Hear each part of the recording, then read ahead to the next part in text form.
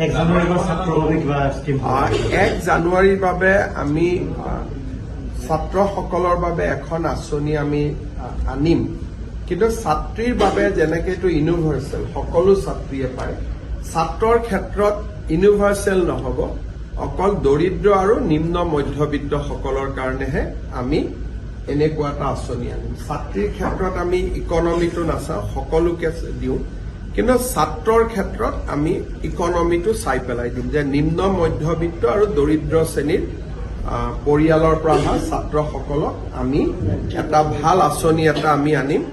1 জানুৱাৰী তাৰিখে অসমত কেইবাটাও নতুন আঁচনি ঘোষিত হ'ব, ইও এটা তাৰ ভিতৰত এটা। জলপানী হ'ব, মাহে মাহে যিটো জলপানী পায়। আমাৰ কথাটো হ'ল ষ্টুডেণ্ট যাতে পঢ়ি থাকে আৰু দেউতাক মাকে যাতে বাৰ্ডেন ল'ব নালাগে।